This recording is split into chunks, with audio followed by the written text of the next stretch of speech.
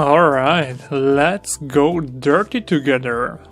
Not that dirty, what you have in mind right now. I mean dirty and dusty here on this little robot. And for that we can use here another material. Let's make a bit of space here. Copy paste. Yeah, come on. Yes, now we have it. And we can call this one dirt. Dirt, yeah, dirty. We need the merge node, multi-channel merge. Yes, Arnold, please. And wire it up. Come on. Not so slow, please. Yes. And come on, please. It's actually a very good start here. Okay, so now, and we need a paint node. Come on. Yeah, it's loading everything here into it. Let's wait. Here we go. We don't start with a paint node because we want to mask it out with the ambient occlusion. And I will show you here two ways how you can import some actual data which comes from another bake engine as an example. And you have two options. And option one is here under the object. You have here this little drop down called geochannels. And geochannels are basically a container for data. And to load some data in, we can click here on this I button. Navigate to our folder, which is on my desktop. Here the Mari robot, textures, and bakes. And then we can simply choose here the AO. Here utility raw, because we want the raw data, and import patches. So now we have it here in the geochannel, which we can rename to AO. And if we drop here a node called geochannel and look through by pressing 2 on the keyboard, you can see nothing is in here, but we can now choose here the AO. And here we have the data. So the cool thing about geochannels is we have one place where we can replace the data or the maps, and it will update everywhere in the node graph. But there is another option where we can import some data, and that's by pressing P on the keyboard. 4K, yes, okay, scalar, and autosaving. Oh no, it's a slow one. Sometimes it's super fast and sometimes it's slow. Why is it so slow today? In the meantime, you can see I opened here some reference images. You can find this reference, which I gathered from the internet, in the project files as well. And I highly recommend to use reference images. I haven't started with the reference images here because I had a bit of an idea what I want to go. But when you start replicating some details, you definitely should work with reference images. It's super handy to have some reference on your side and to see how it's actually distributed, how it's broken up and stuff like that. Okay, now it's done, cool. So now here on the paint node we can go for right click, file, import, and import it here into the paint node. You can do that with textures, whatever you like. You can also import here some wood textures, whatever. We can look through it and it looks the exact same. So the difference is the paint node approach is a bit lighter to calculate for the GPU, while here the geochannel is referencing here to the location where we have loaded it in, but it's a bit more flexible. So if you maybe have the case where the AO bake will change, then I definitely recommend use the geochannel because you just have to replace it there and it will update everywhere. While on the paint node approach, you have to go on every paint node and do a right click and import it again. So you have these two options. For now, I think we can go for the geochannel. just because we can. And delete. I mean, it's up to you. You can go through the tutorial with the paint node as well. That's not a problem. So now we want to create a mask for our dirt. And the dirt is most of the time collected a bit in the occluded area. And here that's displayed in black. We can invert the mask just that it makes a bit more sense. So now wherever it's white, there will be some dirt collected. We can also insert here a levels node to grade it a bit to a point to which we like by playing around here on the midpoint. Okay, so now a merge node to break it up with some texture madness. Which one could work? I mean, we can try this one, why not? And here, switch to overlay. And let's see what we are getting here. I think we can crunch it a bit. Levels. I really like the levels node, it's just so handy. You could do the same with a grade node or with the brightness lookup node, which is basically a curve, which you maybe know from Photoshop. Let's switch here to clamp the output and crunch it. I think we can tile it a few times, maybe 3. Why not? It doesn't look too bad to me.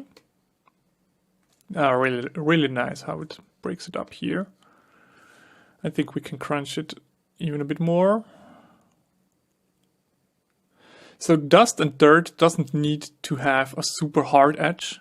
It can fade out a bit. It's like some dust which is slowly fading out.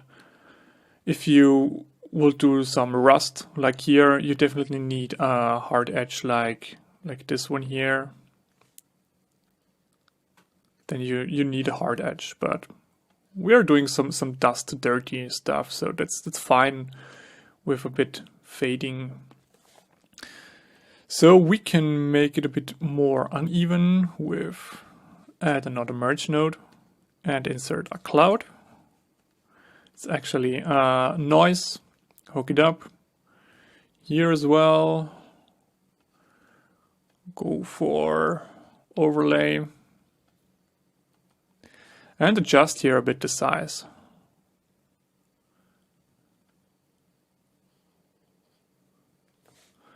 We can crunch this one here as well.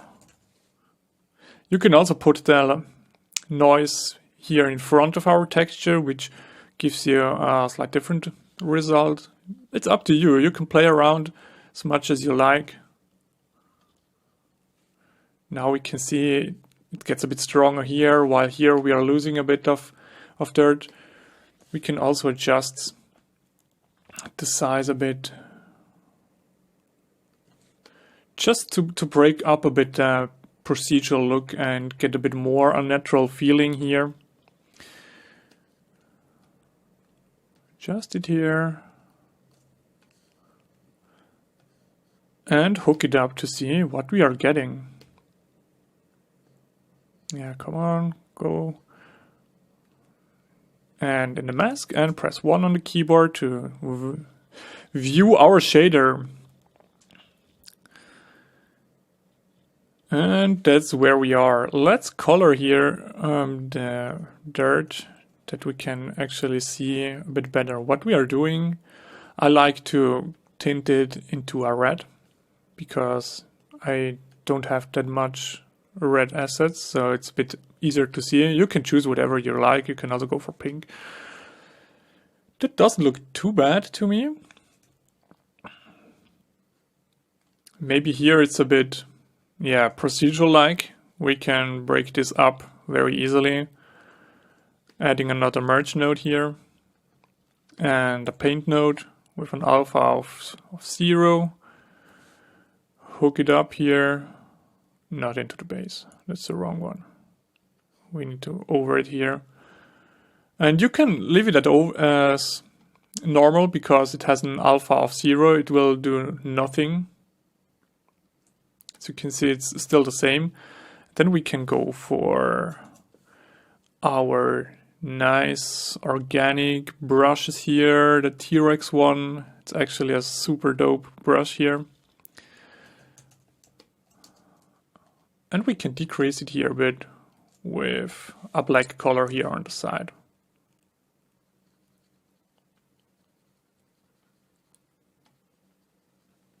Bake. Here on the fingers as well. It doesn't make too much of sense. I always start procedural with such masks. Then I add some hand-painted breakups on top of that on areas which it makes sense.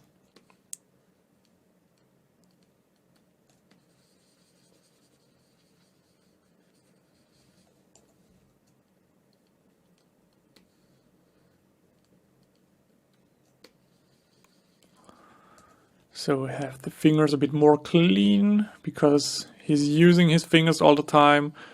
So there it won't collect that much of dust and dirt. Maybe dirt if he's working in the garden and he's gardening for you, then yeah, of course, there will be some dirt. But that's another case which we don't have here. I really like how it looks so far.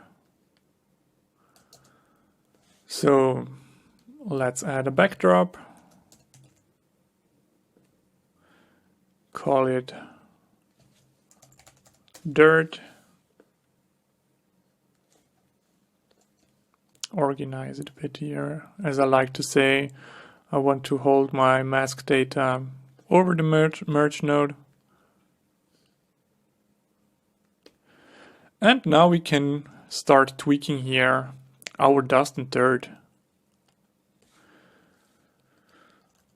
So let's have a look for a nice color. I think something brownish, not that super saturated, just a bit here. Oh, you can't move it. Let's have a look here. Yeah, maybe we can go a bit more on the brightness here, just to have it as a subtle effect here. And dust and dirt is most of the time more rough. Maybe something like that. Now we can see how it breaks up here, the reflections, which is actually pretty cool.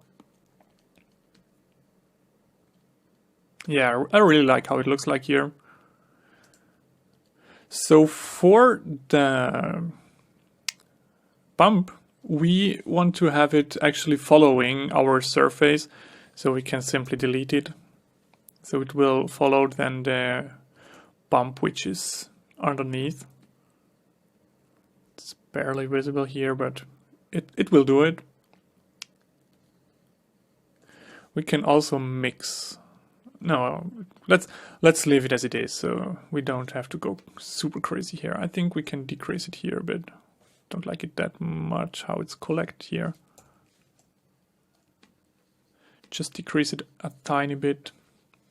I mean, that's anyway, again, here's such a case where you can spend as much time as you like to bring it even further. But I think you're not interested in seeing me here painting for hours and hours. I'm here to teaching you the tool and some techniques, and it's up to you to refine it on your end and integrate it into your workflow, which makes sense for you. That's just how I'm doing it here. It's actually pretty cool so far. You can also use a texture as an input.